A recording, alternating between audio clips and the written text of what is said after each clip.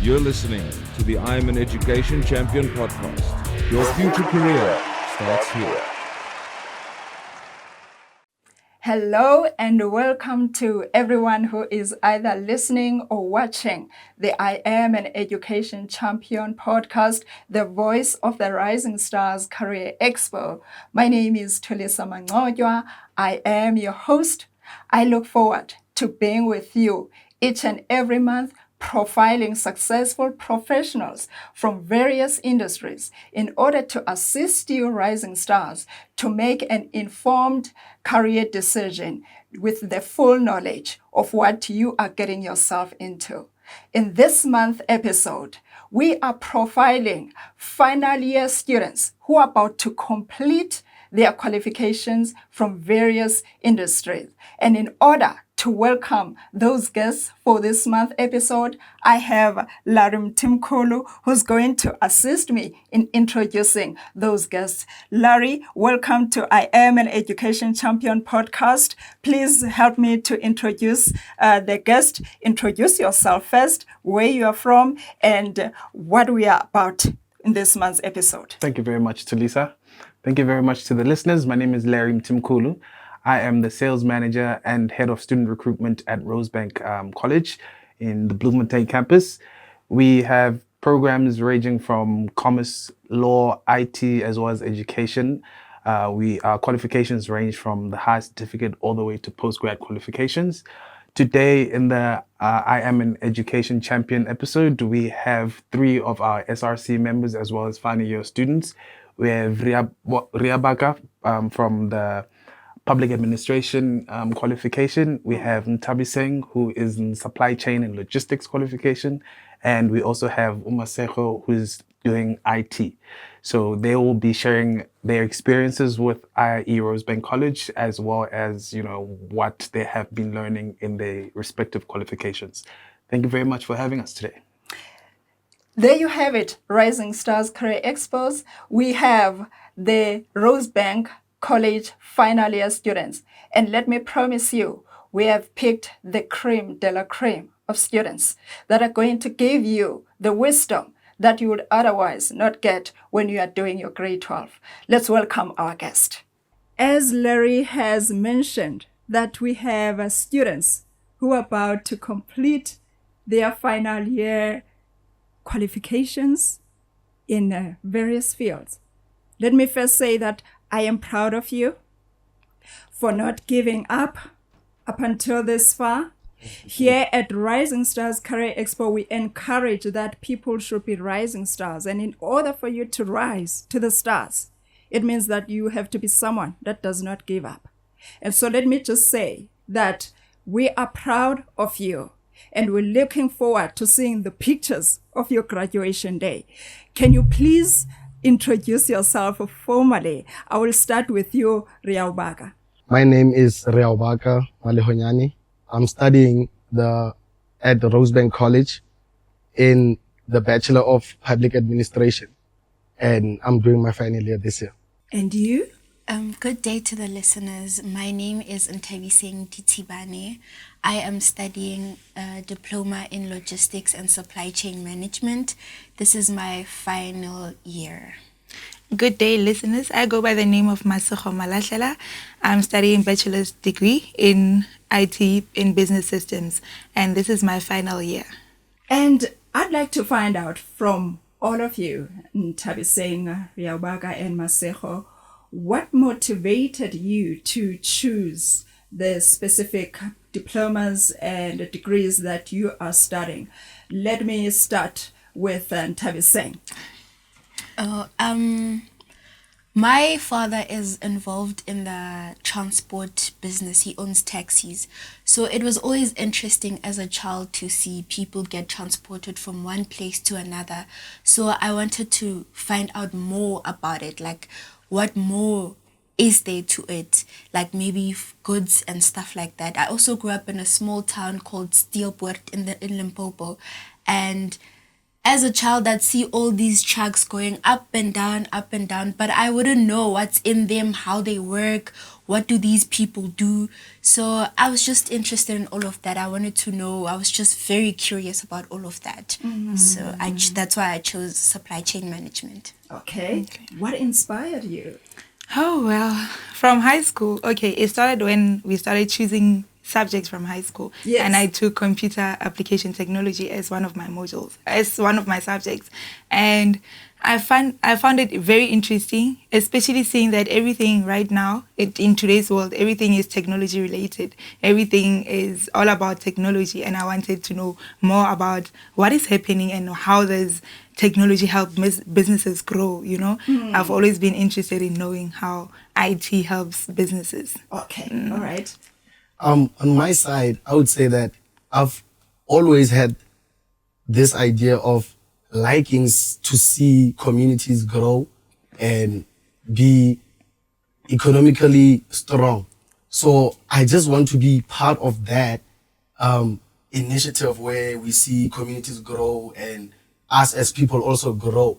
And I think a degree in public administration can get me close to people in communities and work with people in communities to actually grow the community and one day maybe actually be economically strong to function on their own. All right. I'm inspired by all your stories. Now, I want to find out, when you are doing matric, you have many options to choose from. Now, were your qualifications that you have chosen the first option, or you had another option to say, well, if this one does not work, I can always go back to another one. If this does not work, or I do not get accepted, maybe I do not have I don't meet the requirements, adversity, then I have an option B. Did you have, any of you, an option B in terms of what career options would you like to choose? Yes, definitely. You all have the option B. Definitely. I see you're smiling. What are the stories behind the option B? I think from I always loved politics, and and that was actually my first choice. Political science. Yes. And to do I actually wanted to do that, but then it just got to me that politics is so broad that it can be done in various ways. Like politics, it's all working with people and the community and all other aspects of communal work and stuff like that. But then I was like, if I could do public admin, then I'm not so far from actually being in the politics, because I can also be a mayor with my degree that I'm studying now. Because which you I can are also going do to work in the public sector. in the public sector, yes. Okay, Yes. okay, all right. And ladies, Okay, well, my first option was actually studying accounting. I love money. I love money, everything money, please call me. So I was doing accounting together with Compute CAD at high Yes. school. So I was confused, very confused, because I wanted a lot of things. I was so confused. Coming to tertiary, my parents would always advise me, why don't you take a gap year so that you can decide what you want to do? Because I wanted to do law, I wanted to do an accountant, I checked it accountant, I wanted to do software development. But I was like, okay, my matric, I got my results, right? After writing exams, and I noticed that accounting was my lowest. I performed very badly. I don't know why, because I was doing very well from grade 10. So I was like, no, let me opt for something else, which is for anything IT, I wanted software development. I got to Rosebank College in Bloemfontein, and then they didn't have software development in bachelor's degree, So my parents would be like, no, you're not going to go to Joburg. I don't like that place. It's not safe. So you're going to opt for what you have here in Bloemfontein. That's why I took business systems in IT. But I still feel like I'm going to further my studies. I want to do what I want to do. I want to do software development. That's what I want, This one was just that I don't stay at home. I didn't want to stay at home. What is it about software development that makes you want to say, even if I complete this one qualification, I am still going to pursue software development? What is it about it that maybe even learners who are doing grade 12 are not aware of? Software development is very broad. It's very broad. You can do anything. You can even start your own business with it. Unlike business systems, it's more business related. When you love IT, you want to work with systems and softwares, not only theory. My qualification right now is all about theory. With business development, it's more practical. Okay. You deal with computers, software, systems, everything about IT, it's broad. You get to do what you're passionate about, not only studying theory, content, Yeah, Okay. that's that. Supply chain and logistics. You saw trucks in Limpopo, and I can imagine the ones that are going to Zimbabwe, because Limpopo is in the border of South Africa and Zimbabwe. So I'm not surprised that you were inspired. Did you have any options other than the trucks that you would always see in the borders of South Africa and Zimbabwe? Before, no, actually, after when I was in matric, right, I discovered that I can cook and I love cooking. So I just enjoyed being in the kitchen so much that I wanted to go to a culinary school. So at that moment in matric, that was all I was thinking about, that I want to go to a culinary school. That's all I wanted at that time. But unfortunately, my parents couldn't afford a culinary school because the fees there are sky high. So that's why I opted for supply chain management. Now you are doing your final year. So it means really you have decided to be in these industries that you have chosen, and you want to build a career out of that. So how has your academic journey from first year, when you wanted to go to culinary school and because of finances you couldn't, and maybe when you wanted to do software development, but this was what was available at that time, and political science was sort of limiting for you. So how has the career journey then, inspired your aspirations to say that this is what I can make my name and, rise to the stars? This is the industry I want to be in. Well, for me, it was quite an interesting journey because I didn't know there was business systems in IT. I didn't know about it. I only found out about it when I got here. So it was very interesting. So it equipped me with business skills, not only technical skills. As I was so focused on software development, I equipped in business skills and, analytic thinking.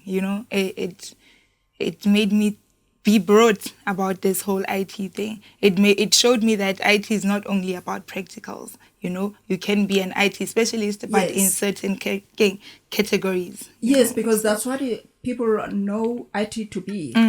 They don't know many. They don't know many categories. Okay, Yes. all right. Yes. I feel like with me, it broadened my understanding of logistics. Okay. When people first speak about logistics, all they are thinking about Is is the trucks. a truck. Yes, basically. Logistics has so many other parts to it. There's inventory management, there's the production process, there's the manufacturing process. There are so many elements that bring up the word logistics, that make the word logistics. So I think learning about that was very mind-opening, if I could say. Riaubaka?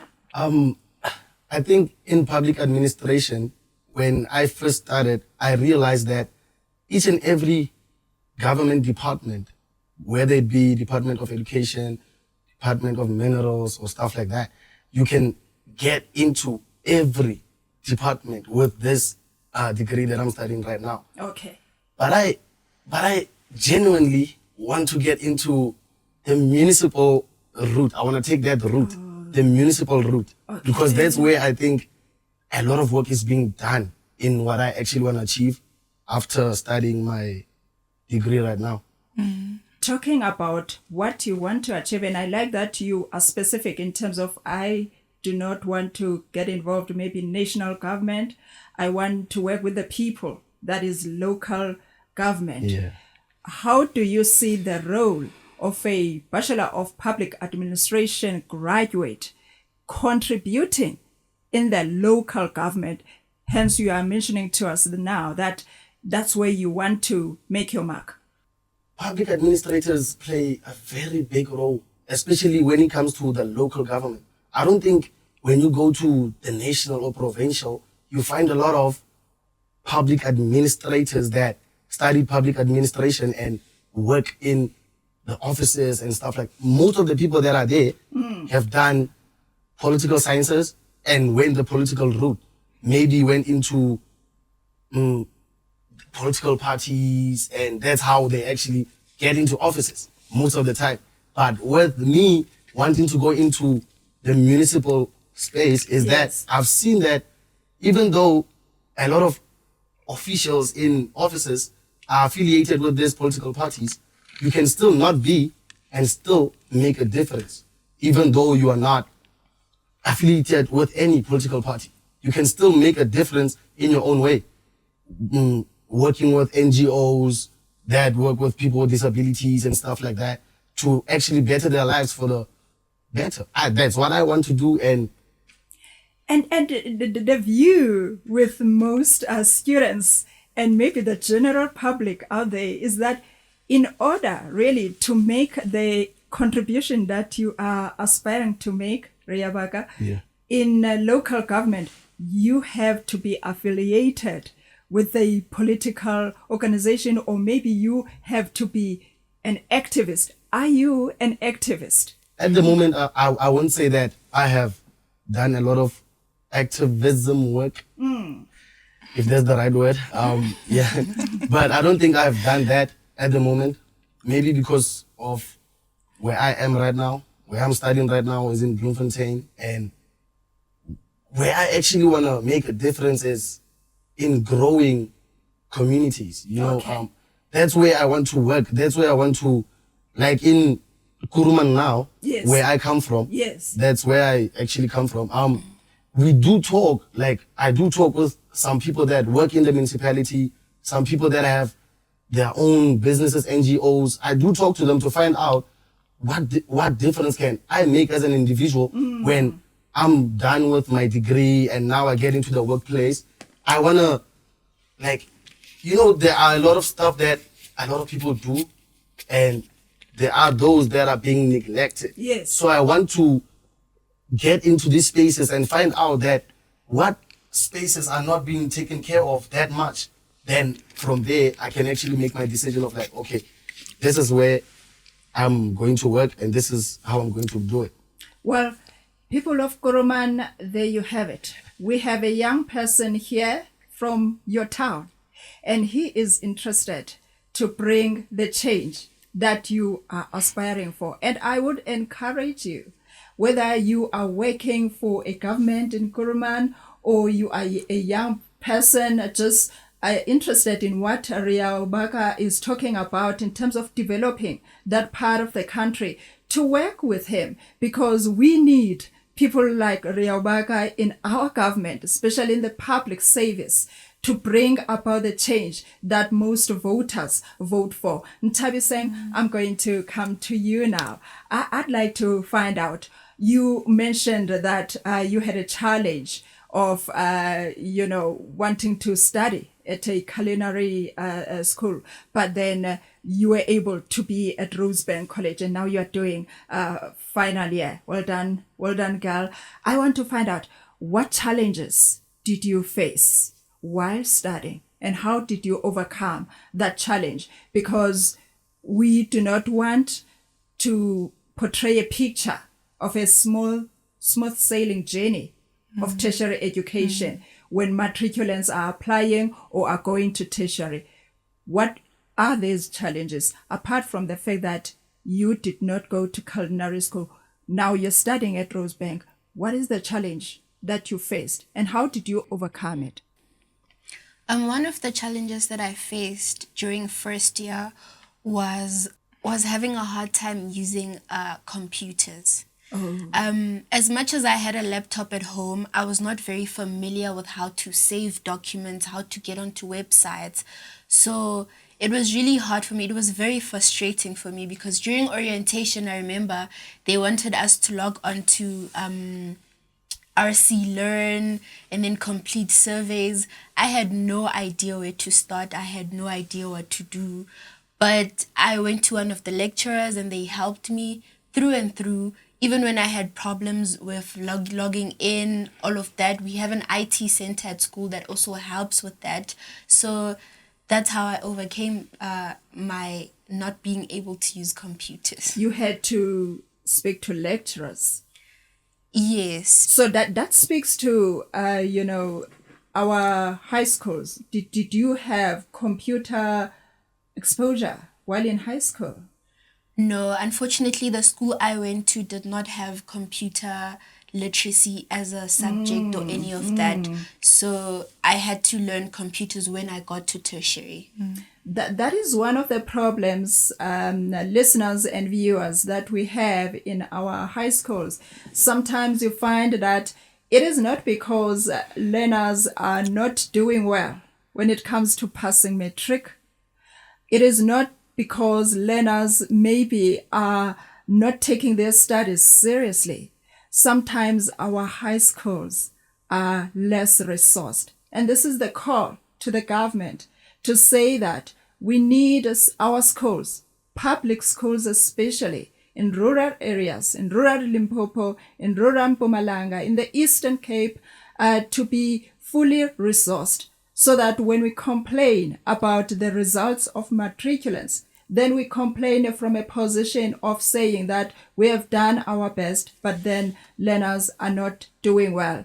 Ntabiseng was exposed to computer literacy at tertiary. Now I'm thinking about a young person who will not have an opportunity to go to tertiary where they would be able to be exposed to a computer. It's a basic need. It is a basic need, and this is the call to our government. This is a basic need that young people need to be exposed to at a very young age. Computer literacy, especially in the rural areas.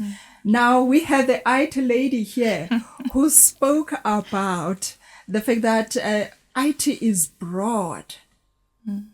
How do you see the role of IT in the success of business? Because that's where you are going to operate in. You can operate in government like Riaubaga, but I believe your skill, your specific skill, is more in demand in the private sector, and that is business. So how do you see the role of IT in making business successful? The role of IT is very important in ensuring the business success because it makes the business process very easy. You know, it smooths operations at work, because you would get that many businesses they still working manually. You know, they still using paperwork, and using paperwork at a big company or even a small company, anything could happen. There could be inconveniences. The paper could get lost. You would lose all the data that you've stored and gathered for so long, and then you would lose those papers. With IT, you would be able to implement systems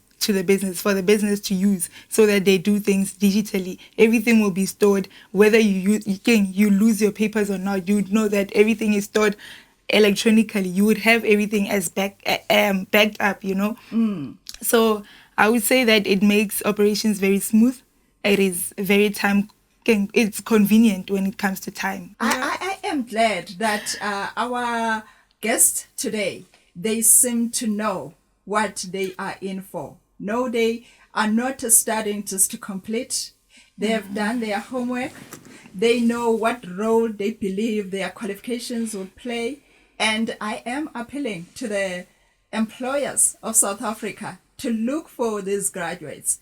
And also know that graduates in 2024, in 2025, they really know what the industry holds, but they just need that opportunity to be given so that they can, do the work that they aspire to do. I believe that young people today, they are not a doomed generation like we always hear.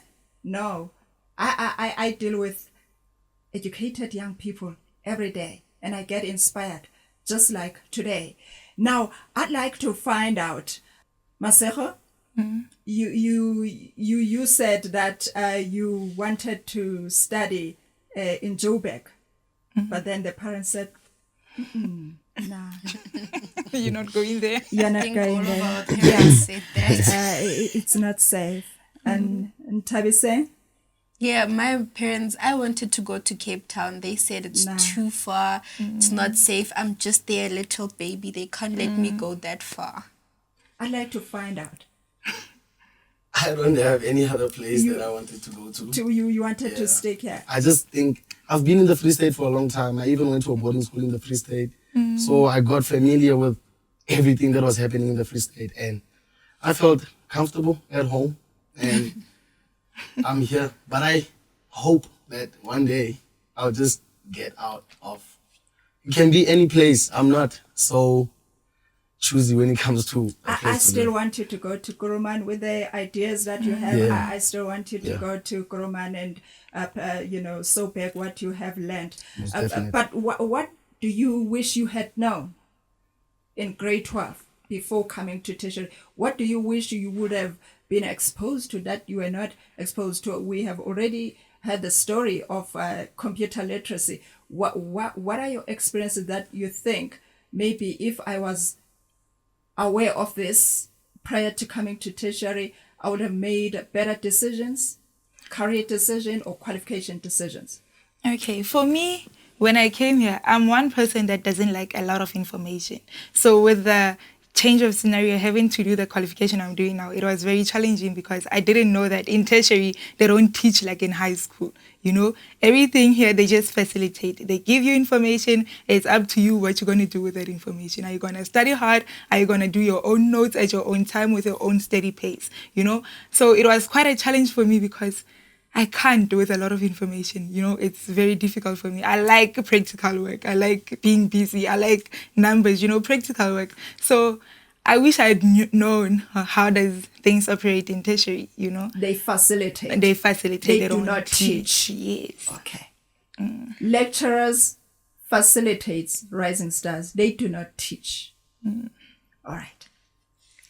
I wish I had known, I'd like to answer this question in a way that I wish what had been done differently in high school, right? So I wish our teachers in high school were more active with applying processes for universities and tertiary institutions, because teachers in high school will just tell you apply, but they don't help you, they don't guide you, they don't give you information on where to go.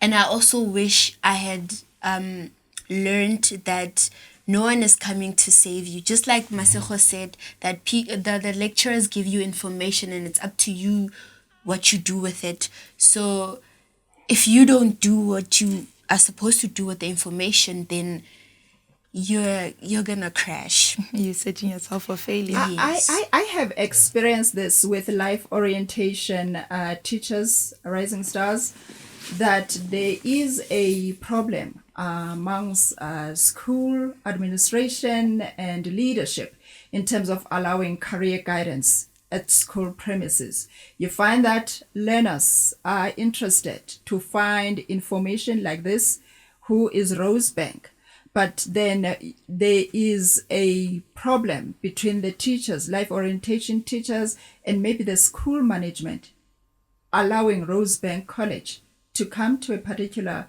school to teach learners about career guidance, career options and opportunities. So life orientation teachers, this is your call as well, to say, open up your spaces. Learners are crying, saying that when we reach tertiary, we get a lot of surprises and we wish our teachers would have been active. Riawaka? I think just to say on what you said now, I wanted to add that a lot of institutions yearly have a day where they have like a career day. So I think if high schools can also put a lot of effort into taking their students from their school to see these institutions, feel how the environment is. Yes. You get to learn a lot in that day alone than you can learn from a person telling you, and you are still in the same place at school. And to the question, I'm sorry for that, but I think I had to learn the importance of time management coming from high school to tertiary. I think the importance of time management is a very, very, very important thing when you come here. Like they said that lecturers facilitate, they don't teach. And whatever you have to complete at this certain time is up to you as the student. In high school, we go to class, they tell us today, like, do this assignment in class. You can do that because you're at school. Here in tertiary, you are at your apartment or at home, and you know you have this assignment. So it's up to you on how to manage your time so that you can get your assignments and any other tasks done in time. Okay, so time management. Time management, yeah. Oh, how do you see this? Maybe teachers, teaching learners about time management, because I'm thinking at school there's a time where the school opens and there's a time when the school closes. So I think we have some time management skills that the high school setup or the school setup teaches you, that at this time you are in class, at this time you can take a break, at this time you are doing sport, extra curricular activities, at this time you are busy with the classwork and homeworks. So how do you see then time management being taught? That's very true. I think everything you just said now is how the school actually teaches time management. But I come from a boarding school, so it's a very different environment from my cousin who went to school and back home. When they are back home, the school does not do anything for them to do the assignments or anything like that. Me in a hostel, I have hostel parents, I have supervisors who are going to tell me, now it's time to eat. After this, it's study time. After this, is this, is that. That is fine for a child when growing up, for a pupil in grade 12, grade 11. Yeah. When you get to that time, that is very good. But I'm just speaking on the experience of somebody who goes to school and comes back home. When they're back home, most of us go play. Most of us go to a friend's place. Most of us do some extracurricular activities that might not even be sports or stuff like that. We might be getting into Social media. Yeah, other stuff like that. So I'm just saying, with having all these other experiences that can happen in your life where you don't focus on sports or important stuff or your assignments, it's just better to learn time management on yourself again. Just to... Okay. Can I add on that? Yes, you can. I feel like here we are exposed to many things, you know? Many distractions. Yeah, we are exposed to many distractions. And when you're in high school, you have parents guiding you. You have parents telling you, but at 4 o'clock, you have to be at home. You know? Here, you're just doing whatever you want to do at your own pace. And then you forget to do your assignments. You procrastinate a lot, you know? You keep on pushing, being like, no, I still have time. I still have time. Whereas when you're with parents, you're still living with parents. Parents will tell you that now you have to do your schoolwork. Let me check your books. I had a mom like that. She was very, very assertive with my schoolwork. She would be like, bring your books. I want to see what you've done so far. Let me see. Right now, you know, I'm on my own. Nobody's checking up on me. I do things on my own time. And it also comes a lot with procrastination. We procrastinate a lot. That's where time management comes. Even when you plan, you do a vision board for yourself, you tend to be like, I will do that. I will get to that. Even though you set up a time frame for when to do your things, we have a way of distracting ourselves somehow. You would know that today I'm setting myself to study, but somehow I'll be like, no, Chomi, where are you? My friend, let's go out. Let's go shopping. Let's go for ice cream. You know, that time I spent there, I should have done something productive with my schoolwork. So time management comes with a lot of discipline. So that's why we see sometimes someone who passed with distinctions in matric, you know, doing badly, especially in first year at tertiary. Some may even drop out, some lose scholarship and financial assistance that they may have received because of good marks. It's those distractions.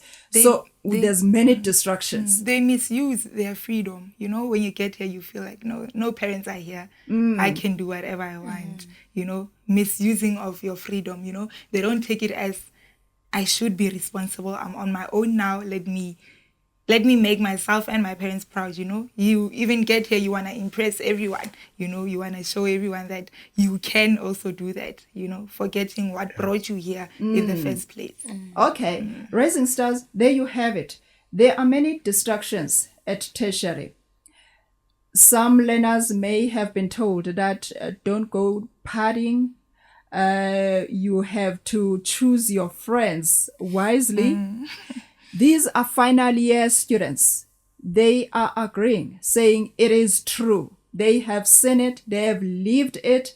It is true. If you are distracted, you may just lose what you came to tertiary for. Now, Riaubaka, I want to find out from you.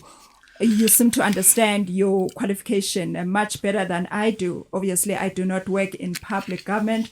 What is one experience or challenge that made you have this understanding of public administration? Because as you mentioned that you were interested in political science. So during your studies, what is one experience or challenge that made you, decide that, oh my goodness, now I understand what I'm studying and why I have to complete this qualification? I think it will come back to the project that we were actually doing this year. I'm still doing the module now. My co-SRC members here, they were speaking about it today. We actually spoke about the module. It's workplace integrated learning. Yes. The assignments that we do on this particular module is to actually to get that experience, even though you don't go outside of campus or something, but you do get that experience from actually working as if you were in that environment, that workplace environment. So you do that assignment as if you are actually the employee hired to do that assignment. Okay. So we had to go to a municipality. I won't mention the name of the municipality. Okay. But we had to go to a municipality for some questions that we want to ask them, and we needed some documents. But then I realized that people don't actually get what they want most of the time when they go to these public organizations, public institutions, and you see these lines being, every day a person is here, every day a person is here to get this help. I think that shaped my mindset into like, can you actually make this better? You know, you studying this, can you actually come and make this better one day? So I think now I'm just driven to try and make that better for people, better services. That's why I want you to go back to Guruman. I will. That's why I want you to go to Guruman. Tabi saying, you mentioned that people know supply chain and logistics as just trucks. Yes. And it's true, most people do. So what trends do you see in supply chain and logistic taking place that you can also share with the people out there, since you are completing a qualification in this, field? One of the trends I can mention is the growing market of globalization. So basically, globalization is when countries form a partnership, right? And then they work with their imports and exports. So an example I can make right now is more people are ordering clothes and items from Shein and Temu. Of course. So that means there are going to be more imports into South Africa, and our harbors are going to be more in use, which also our flights are going to be more in use. So those are the growing trends I'm noticing at this current moment. So aviation also falls under supply chain and logistics. As in like the planes, Right. you've just spoke about the planes. Yes. So it does fall under the supply chain. Yes, anything that has to do with transporting a good or a person from one place to another is supply chain. So the trains, the The ships trains, as well. the ships, Okay. the pipelines, everything. Okay. Now, I'd like to find out from you, IT lady. We are going to call you IT lady for today.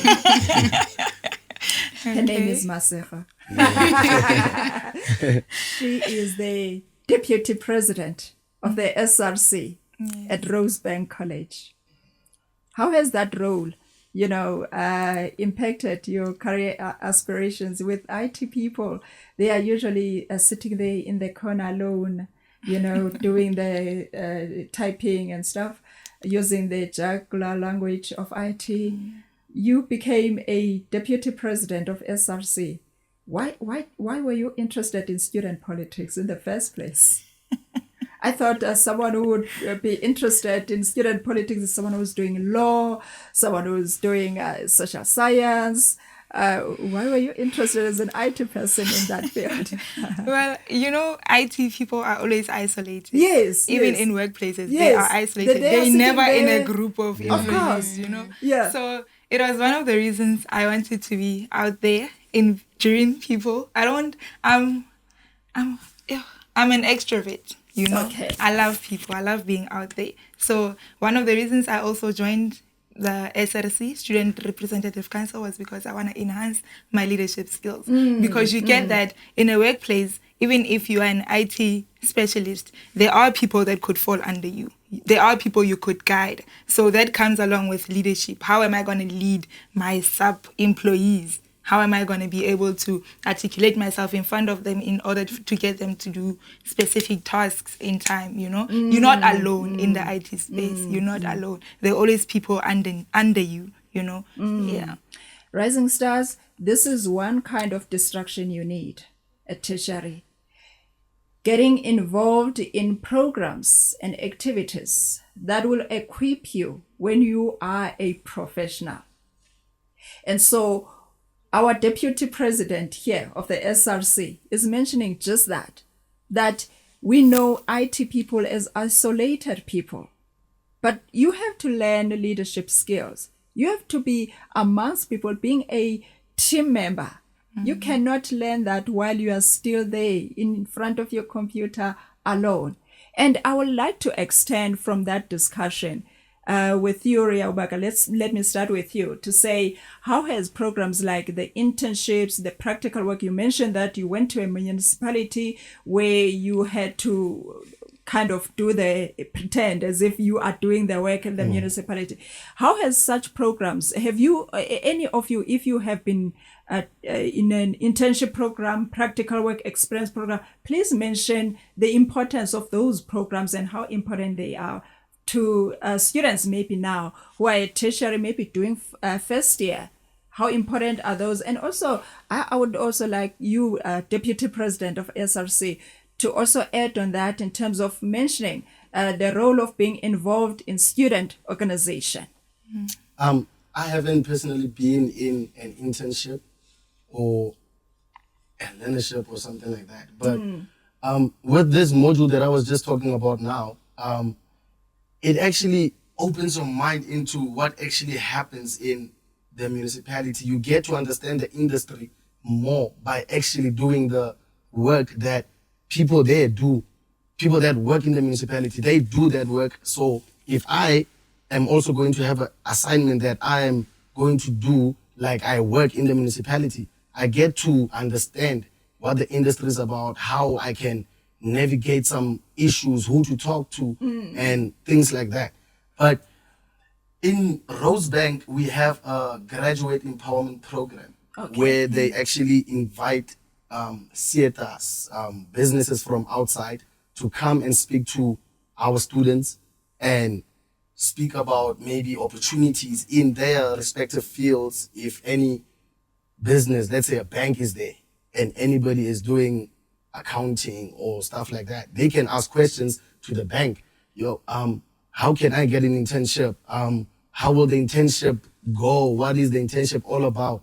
And stuff like that. I think Rosebank also helps us to understand the workplace before we even actually get into the workplace, because having these businesses there speaking to us maybe every month sometimes. Yeah, because they come and go and stuff like that. But I think the graduate empowerment program helps students, especially at Rosebank, to understand the workplace, get opportunities, and know which fields they can actually maneuver into as they go in their studies. Maseko?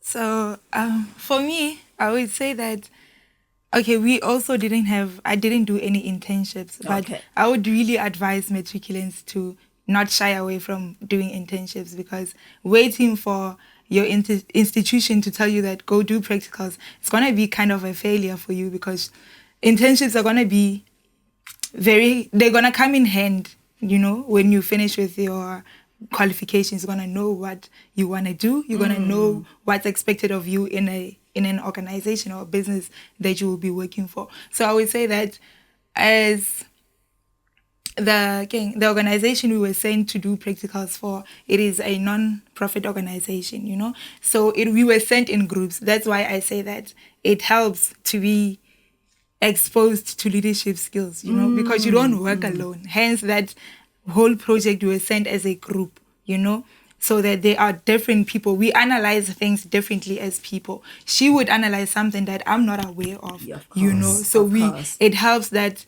we don't miss any loopholes or gaps in a company when you analyze it, She could analyze that there are financial problems here. I could analyze that they need a website for their company, because their company don't have a website and people need to know about this company. So let's create a website for that company. It's not only my idea. We came up with it together. Yes. That's where leadership skills comes in. These practicals help you have interpersonal skills, You get to notice things that you also didn't notice about yourself, So, yeah. Are you in any internship, learnership? No. No. But I have attended a career expo this year, and it was eye-opening to see that there are so many opportunities, and that all you need to do sometimes is just apply. Because some students they sit down and they think that There are no opportunities. yes, or they just sit down and think that jobs will come to them. Maybe let's say they did well in their final year. They think that, no, the companies will reach out to me. Because I'm a straight A student. Yes, which it's not normally like that. So you have to apply, you have to put yourself out there, you have to go to these networking events, you have to attend career expos, you have to be on certain websites, be on certain databases, Yeah. That's what you have done for yourself. And Now, yes. Sorry, but I've also seen that a lot of entry level jobs right now still want a person with experience. So internships will help you a lot with that too, because you're going to be the one that they look at. When they look at your CV and see that you have experience, they already think that because you've been in that environment of working with people for somebody, so at least you will be able to understand the work and do your best and do better too. And on that too, we tend to feel like, these businesses are so unfair. Why do they want us to go and get qualifications? But when we get them, they don't hire us. They want people with experiences. That's where the internship programs come in hand. We have to expose ourselves to those internships so that we don't feel like we are excluded from the work industry. So, You are all doing different qualifications. Bachelor of Public Administration, a diploma in Supply Chain and Logistics, and a Bachelor BCom in IT, Business Systems. Business systems, yes. Yes. Can you share with a matriculant, if a matriculant is sitting on this chair that I'm sitting at, saying, what do I need to get in your respective fields? What subjects do I need? Which, personal traits I need to display as a person in order to get into the qualification and, like you, go to the finish line? Well, I would say that with Rosebank College, things are made very easy. So if you were just like me and didn't know what to study, you just get there. If you obtained a bachelor's degree, if you obtained a degree in your matric results, then you can study anything in the degree category at Rosebank College. But it also comes with who you are and what you want to do, because you would get people that come to school and be like, I want to study law, but it is not in your full potential to study law, and then you end up failing, you know, because you don't love what you're doing. I would advise students from matric to follow their gut feelings, you know, do what they love, not what their parents want them to do, you know, because sometimes I feel like parents also set us to failure because they want us to do things that they couldn't do, you know. Okay. Some parents feel like, because I couldn't do nursing, how about you go do nursing, you know, walk in my shoes. We're not like that, you know. Follow your dreams, know what you want to do, you know, get what you fully potential about, you know. Yeah. And I how would do say you that. discover that? If I'm in matric, let's say I am good in mathematics, I am good in English. So how do I know as a matriculant which career path to follow? I think most of learners, we watch podcasts, we read on the things that excite us, or you know, the things that actually pull your attention to them. That's what you will definitely like. Just like a small boy who's been playing soccer his whole life, and he loves soccer, he will definitely tell you that he wants to go pro, because he knows that I love this thing and I've always been doing it. Even though it's after school, I'm holding a ball. I'm at school, I'm holding a ball. So that's some things that I think you have to look at what you like as a person, and your characteristics also matter, because I don't think you can be a lawyer and be an introvert where you don't want to speak to people and stuff like that. You have to have those characteristics to be something that you want to be, especially in public administration too. Interpersonal communication skills are very, very important, because you are going to be dealing with the public. So you have to know how to speak to people and how to articulate yourself. What I would say about public admin, that's the most important. Can I add on to that? Yes, please. I also think students should look at what they are good at. Yeah. Something I would like to raise that became a challenge for me when I started my qualification is that I was good in mathematics. I loved numbers. So when I came to my qualification, it was just a whole lot of theory, a whole lot of reading.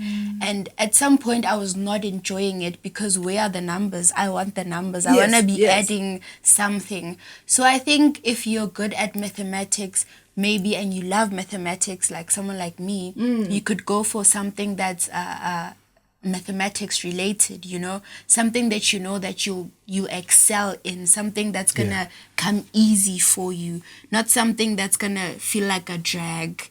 When you have to read something, it feels like a drag, because at some point that's what it felt like to me in first year. I didn't like reading, actually. So You were searching for the numbers. yes, I wanted the numbers. I remember there was a module we did in first year. It was IQTT. I excelled in that module because it had numbers. It was all about mathematics. I loved that module, but we only did it in first year. So someone that loves numbers, that has to do a lot of theory, it's not going to be enjoyable. But here I am in third year, so we made it. You made it. Can I add to that Yes.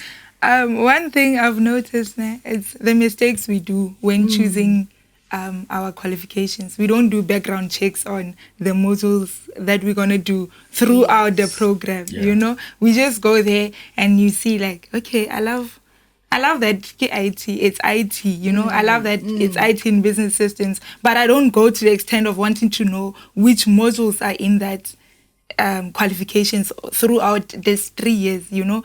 I always came by and be like, okay, I'm surprised. Okay, we're doing this in IT.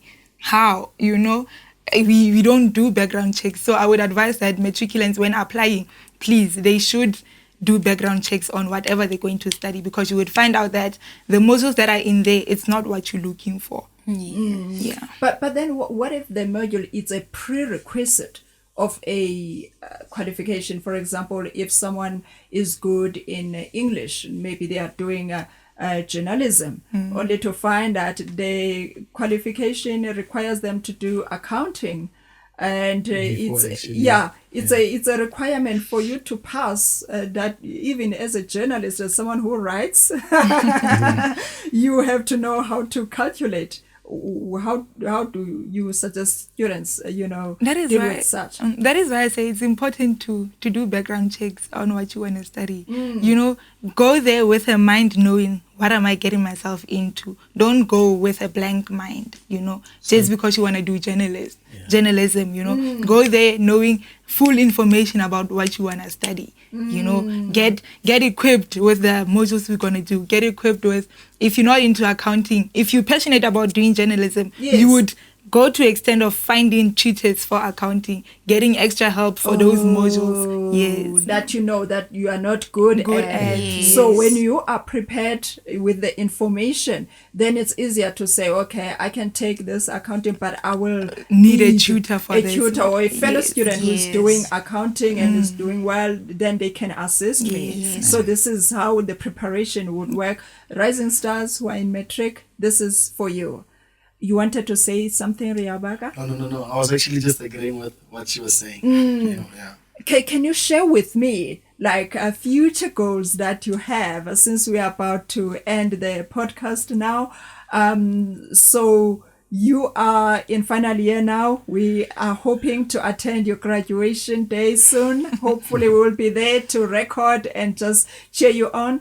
Can you please share with the Rising Stars your future goals that if I meet you maybe 5 years, 10 years from now, you'd say, Thulisa, remember when we were at the IIE Education podcast, episode, this is what we have achieved.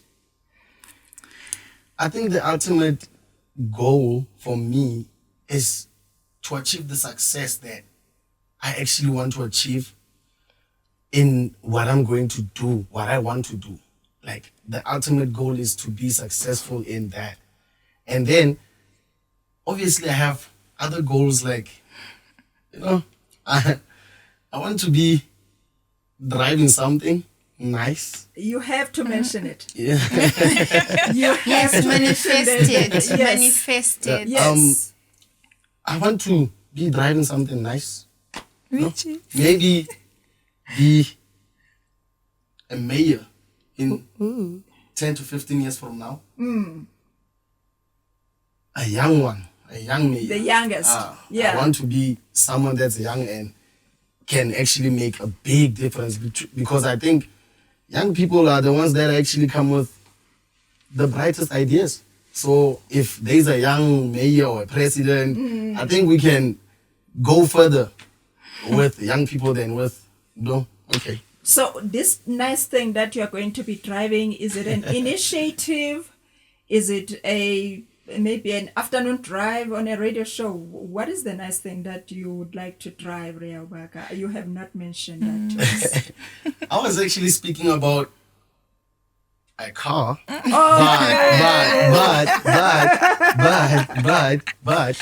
I also want to have like an NGO. I think I mentioned that before, that I want to have a NGO where I can help. You drive the initiative. That initiative, yeah, with the NGO where we can help people with disabilities and, people who are blind. I think that's a disability too, but yeah, I think that is what I would want to achieve. This show, Rising Stars, is being recorded. And I think that's why Riabaka is very much skeptical of mentioning the car that he would like to drive. So I think he doesn't want to promote a particular brand. So we'll forgive him. And ladies, please share with me your goals. And if it is a car that you want to drive, please mention. We do not discriminate. We do not, say you are limited in terms of mentioning brands. You can mention brands. They would be listening and watching this show as well. okay. So, guys, like I said earlier, I love money. So, anything business, guys, I want to have businesses. I want to be a businesswoman. Okay. As much as I'm studying IT in business systems, I would also want to have a business. Okay, the first business that I actually had in heart is to have an old age home, I want to see myself having an old age home. And also because I love hair, I love beauty, I would love to have a beauty salon, Okay. I would love to have something like that. And I'm going to further my studies until I know what I want to achieve, I still want to do my qualification in software development. I want to do my PGCE, which is postgrad in higher education, because I think I've grown to have passion in teaching, facilitating, not teaching because I don't have patience for kids in primary school and high school. I feel like, I don't know. I just want to be in the tertiary sector. Yeah. And then the car I want to drive is a G-Wagon. G63 with dark windows. It should be black. So when you see me, I'll be driving a very big... Yes. High five. So which means if you are interested in being a lecturer, would you consider an opportunity to study for PhD? Because if you are interested in being in academia, then that's where you will have to go. So I want to study. I don't want to... I hate sitting around. I hate just sitting. I want my mind to be busy. I like being busy. I want to think, If I don't think, when I'm just sitting, I feel like something is missing. I feel like I'm not doing anything about my life. I feel like I'm just being there, waiting for someone to rescue me. And that's something I don't want to do. I want to be independent. I want to know that this is what I achieved for myself. This is what I did for myself. So I'm proud of myself and I want to see other people achieving. I want to create job opportunities for people, because there's unemployment rate in South Africa is ridiculous, So, yeah. Our last guest, your final word, your future goals. My future goals would be to work at a harbour, specifically in Cape Town, maybe in the next 5 years.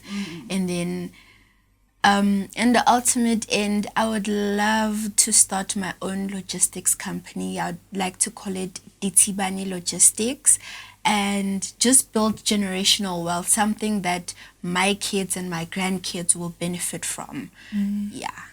There you have it, rising stars. I am truly inspired. If these are the young people that are coming up to join the workforce in South Africa, we are in for a spirit of excellence, whether it be in business or in government. These are the young people that are giving me hope that this South Africa would be in good hands, even if our parents or the people that are currently in different leadership positions leave. We have capable young people standing here. I am Thulisa Mangcotywa on LinkedIn. Please follow this podcast on YouTube, on all our social media platforms, that is Facebook and Twitter. Thank you. You're listening to the I'm an Education Champion podcast. Your future career starts here.